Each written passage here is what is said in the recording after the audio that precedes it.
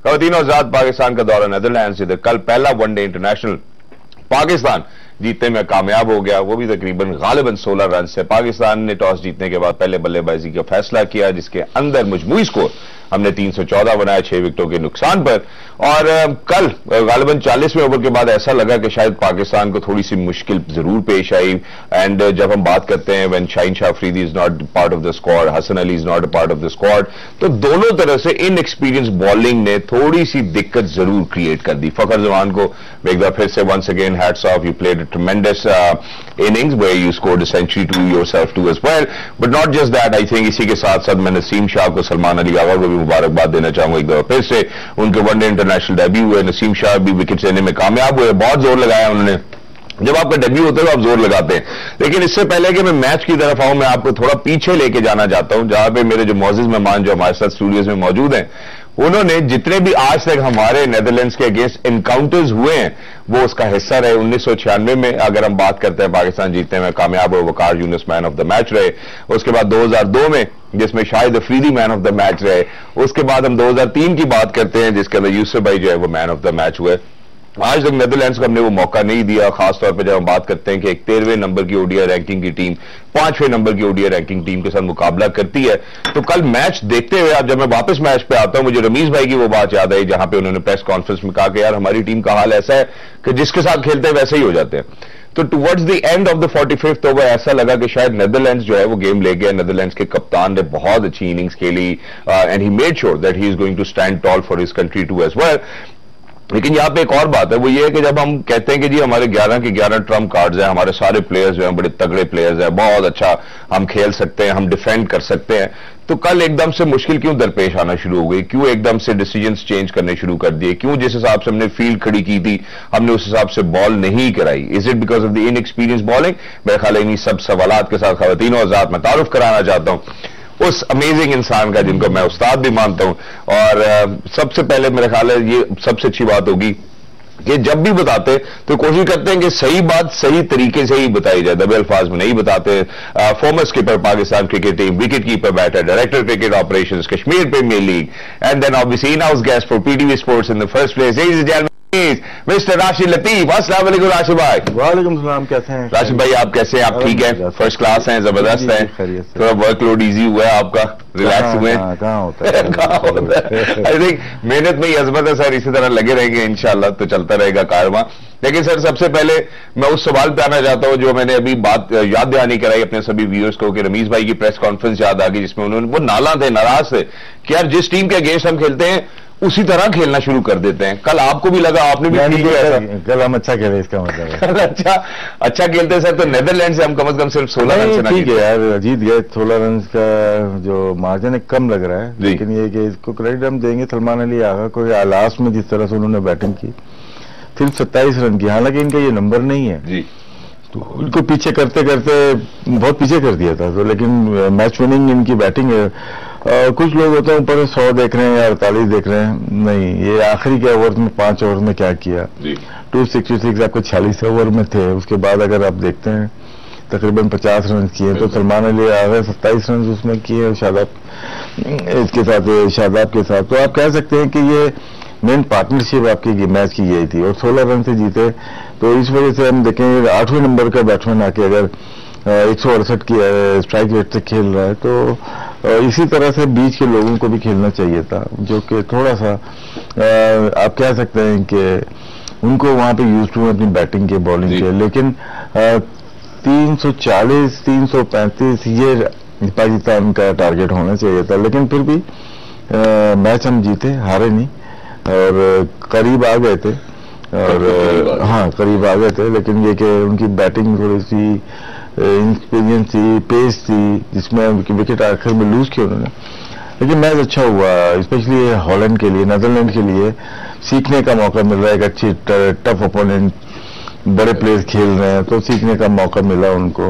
और जैसे आपने कहा कि 13वें नंबर की टीम है और कोशिश तो सालों से हो रही है। 96 की आपने बात की है, पहली दफा आए, उससे पहले भी शायद खेले होंगे आप। सारे पिछले तीनों मैचेस आप खेले? हाँ, तो इतने सारे मैचेस हुए इनसे, लेकिन ये इम्प्रूव नहीं कर पा रहे। ये बस शायद यहीं तक रहे, क्योंकि इनका कौमी जो खेल है वो फुटबॉल ही होगा। ये शौकिया खेलते हैं कुछ लोग और उनको जमा करके इन्होंने बनाया हुआ है, जो कि पहले हम गए थे 92 में भी इंग्लैंड गए थे तो जाते हुए, या 96 में हॉलैंड रुके थे, 2 मैच हमने मैटिंग पे खेले थे, यही ग्राउंड था शायद, या याद नहीं मुझे, लेकिन हम 2 मैचेस खेले थे। सही। और वो मैटिंग थी, उस पे खेले थे, वहां से स्टार्ट लिया था, इन लोगों ने शायद लिया, उससे पहले भी खेलते होंगे। लेकिन पाकिस्तान और इनका मुकाबला, जैसे आपने कहा, सिर्फ 3 मैचेस की कहानी, अब चौथा मैच उन्होंने खेला है। और इतने क्रूशियल टाइम पे एशिया कप से पहले हमने सीरीज खेली है इनसे, समझ में नहीं आ रहा कि वनडे की सीरीज हमने रखी है। ठीक है, हमें पॉइंट्स की भी जरूरत थी, एक जमाने में लग रहा था कि हमारे पॉइंट्स कम है, लेकिन वेस्ट इंडीज से हम जीते, फिर हॉलैंड से भी जीते। तो वनडे एक तरह से ठीक है, प्रैक्टिस हो रही है हमारे लिए, लेकिन एशिया कप से पहले इतनी बहुत टाइट सीरीज नहीं है हमारी। बिल्कुल बिल्कुल, आपने ठीक बात की, हमने इसके ऊपर पहले भी बात की थी। लेकिन राशिद भाई, यहाँ पे इसी पर्सपेक्टिव से मैं एक और बात भी करना चाहता हूँ। जैसे जब हमने टेस्ट मैचेस की बात की, हम यहाँ पे प्रोग्राम्स कर रहे थे, तो आपने कहा यार टेस्ट मैचेस और वनडे इंटरनेशनल्स सबसे इंपॉर्टेंट फॉर्मेट है जब भी हम क्रिकेट की बात करते हैं। लेकिन पिछले 8 महीने में अगर हम 2022 की बात करें, पाकिस्तान ने शायद मेरे ख्याल शादिर और नाजिर वनडे इंटरनेशनल्स खेले, तो मुझे लगता है थोड़े ज्यादा वनडे इंटरनेशनल्स भी हमारी टीम को मिलने चाहिए अगेंस्ट स्ट्रॉन्गर टीम्स। वनडे बिल्कुल मिलने चाहिए, लेकिन लास्ट 21 और 22 में कोविड की वजह से बहुत सारी सीरीज कैंसिल हो गई, जिसकी वजह से वो आ नहीं सकी। और फिर उसके बाद 21 में आपका वर्ल्ड कप था T20 का, इसकी वजह से काफी मैच मिल गए आपको, फिर आप अवॉइड करते हैं वनडे खेलने से। और अब जो T20 का वर्ल्ड कप आ रहा है, इसके बाद ये जो लास्ट सीरीज है मेरे ख्याल से वनडे की, उसके बाद फिर आप T20 भरमार है। तो ये होता है, फिर अब 23 का वर्ल्ड कप जब आएगा तो 23 में शायद वनडे बहुत ज्यादा हो। लेकिन जिस तरह से कहा जा रहा है कि वनडे की देखने वाला नहीं है, नहीं ऐसा नहीं है। जो टेस्ट क्रिकेट देखता है वो वनडे भी देखता है, बिल्कुल ऐसे ही। और जो ऑडियंस हमारी चेंज हुई है, दूसरी आई है, वो T20 के लिए आई। ट्रू। लेकिन ट्रू आपने बोला, ट्रू जो क्रिकेटर है या देखने वाला है वो वनडे और टेस्ट क्रिकेट देखेगा, बिल्कुल ऐसे ही। आप जरा, मैं थोड़ी सी रोशनी डालना चाहता हूं, मैं चाहता हूं कि आप जरा इस पहलू की अक्कासी भी करें कि क्या इनएक्सपीरियंस बॉलिंग हमें दोनों तरफ से नजर आई। हम नेदरलैंड्स की बात करें, हम पाकिस्तान की बात करें, दोनों तरफ से नजर आई है। यही मौका था हमें खिलाना था। वसीम जूनियर खेलते हैं, या हारिस तो थोड़ा सीनियर हो गए हैं, नसीम का डेब्यू हुआ, वो भी टीम के साथ काफी अरसे, सलमान अली आ गया। बिल्कुल यही मौके हैं जहां पे आप इनको ट्राई करेंगे। अगले मैच में और ट्राई करना चाहिए आप अपने प्लेयर्स को, जो भी बेंच पे जो है, शाहनवाज धानी है या कोई और भी प्लेयर है, वो उनको भी ट्राई करना चाहिए। अब्दुल्ला शफीक हैं, उनको ट्राई करना चाहिए। अगर फखर जमान एक मैच नहीं भी खेलेंगे कोई इशू नहीं होगा। और टॉप ऑर्डर हमारी वनडे या T20 अच्छा परफॉर्म करते हैं, जिस तरह से कल परफॉर्म किया फखर ने। अगले मैच में इमामुल हक कर देंगे, या आपके कप्तान जो है बाबा रिजवान, ये करते रहते हैं। तो कल एक 2 प्लेयर्स ने परफॉर्म किया और 2 ने नहीं किया, तो लोग घबराना नहीं। सर, आपके सामने रिजवान की ना मैं 10 इनिंग्स रखता है। एक तो एडवर्ड को हम मिडिल ऑर्डर में जब नेदरलैंड्स के देखते हैं, तो सबसे पहले ही हमें ये बात पता थी कि हमने कल भी प्रोग्राम में इस हवाले से बात की थी कि एडवर्ड्स बड़े तगड़े बल्लेबाज है और उनका नेदरलैंड्स का middle order is better than Pakistan, इसमें कोई शक की बात नहीं है। रिजवान को सर थोड़ी सी अपनी ओडीआई फॉर्म पे काम करना चाहिए। मुझे लगता है जो हमने नंबर्स की बात की थी, चौथे नंबर के ऊपर खेलते हैं, अगर छठे पे भी खेले तो इनकी 30 की एवरेज रहती है। आखिरी 10 ओडीआई इनिंग्स में इन्होंने 1 में 0, 1 में 2, 1 में 13, 1 में 5, 1 में 74, 10, 23, एक और 50 और फिर उसके बाद 15 और 11। आपको नहीं लगता कि जी इसमें अगर आप देखें वाकई में वनडे का जो ग्राफ इनका इतना अच्छा नहीं नजर आ रहा, लेकिन हम वनडे टेस्ट मैच जब वो देखते हैं उसमें बहुत अच्छा नजर आता है और T20 में नजर आता है। मेरे ख्याल से इशू नंबर का ही है। नंबर यहाँ पे 4 नंबर खेलने की कोशिश करा रहे हैं इनको, या तो इनको थोड़ा सा और नीचे कर लें, तो जहाँ पे इनका बैट चलता है इनिंग बिल्ड नहीं हो रही। हालांकि वनडे में भी इन्होंने 200 किए और खिलाफ किए थे वर्ल्ड कप से पहले किए हैं, लेकिन मेरे ख्याल से नंबर का इशू है इनका, इनके गेम का इशू नहीं है। इनके नंबर शायद एडजस्ट नहीं हो पा रहे उस नंबर पे, टेक्निकली फॉल्ट बोले या कुछ और बोले, क्योंकि एक फॉर्मेट पे परफॉर्म नहीं कर रहे।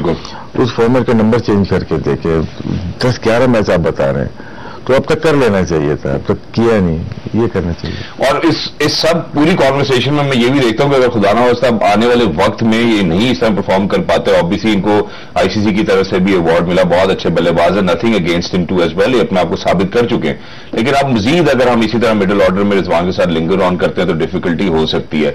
और वही सेम चीज सर मैं आपके सामने रखता हूं कि सलमान अली आगा के हम लिस्ट ए मैचेस की बात करते हैं जिसके अंदर उनके मेरे ख्याल गालिबन 15 मैचेस के अंदर 1400 रन है।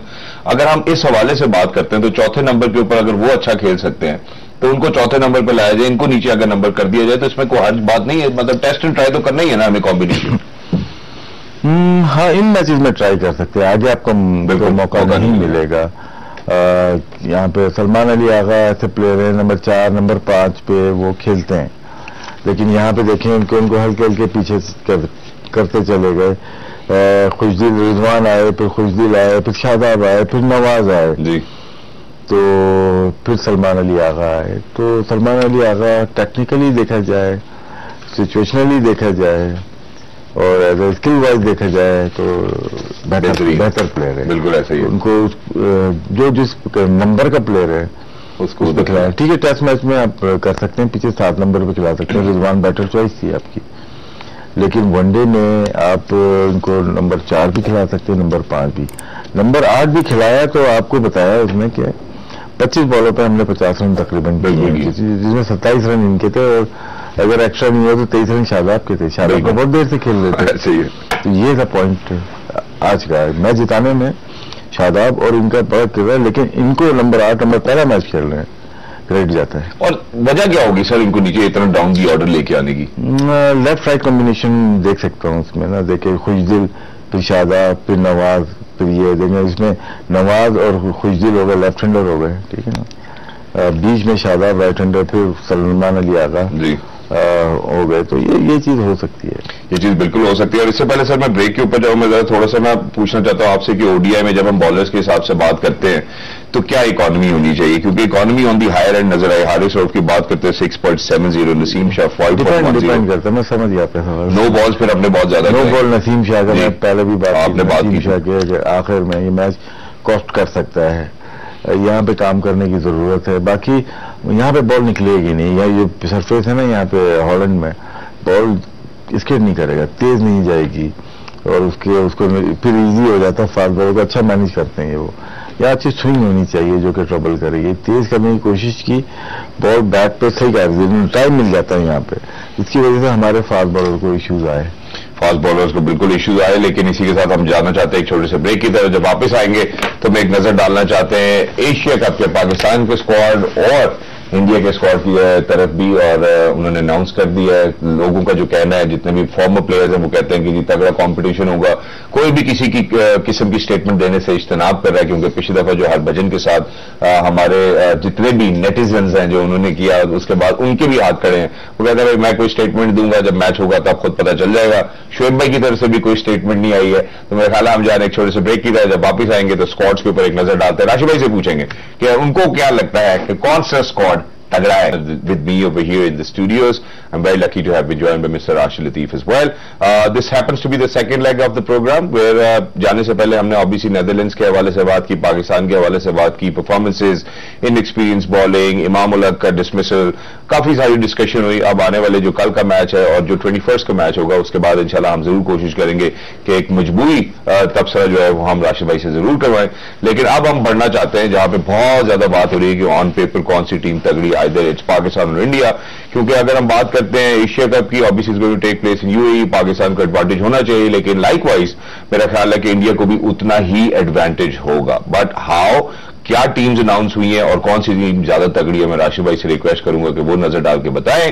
सबसे पहले हम पाकिस्तान की टीम आपके सामने रखते हैं, फिर उसके बाद मजीद इंडिया की तरफ बढ़ेंगे। हाँ जी राशिद भाई। पाकिस्तान टीम तो हिप्स हो गई है, बाबर आजम, शादाब, आसिफ अली वापिस आए हैं T20 में, फखर जमान, हैदर अली जो कि अच्छे प्लेयर हैं, बहुत यंग प्लेयर है, जबरदस्त प्लेयर है। लेकिन हमने जो डिस्कशन किया था शोएब मलिक की बात की थी, और उसके बाद हारिस रऊफ, इफ्तिखार आए मिडिल ऑर्डर में, अच्छे बैट्समैन है, काम आएंगे बहुत। खुशदिल अपनी जगह बनाने में कामयाब हुए, मोहम्मद नवाज ऑलराउंडर, इमाद वसीम थोड़ा पीछे जा चुके हैं लेकिन वो वापस आने की पूरी सलाहियत है। Rizwan player of the year ICC के हुए हैं, वसीम जूनियर हैं, साथ में Naseem Shah, Shaheen Shah Afridi best bowler, Shahnawaz Dhani and Usman Qadir.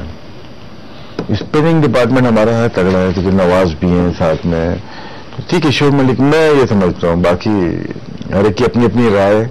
Haider Ali good player है, हैदर अली भी होते टीम में जी, हैदर अली भी होते टीम में, शोएब मलिक भी हो सकते थे। सही। और शादाब खान अच्छे प्लेयर हैं। मैं स्पिनर ऑलराउंडर को देख रहा हूँ जी। शोएब मलिक 1-2 ओवर नई बॉल से कर सकते हैं, मैंने जल्मी की तरफ से बॉलिंग करते हुए देखा उनको।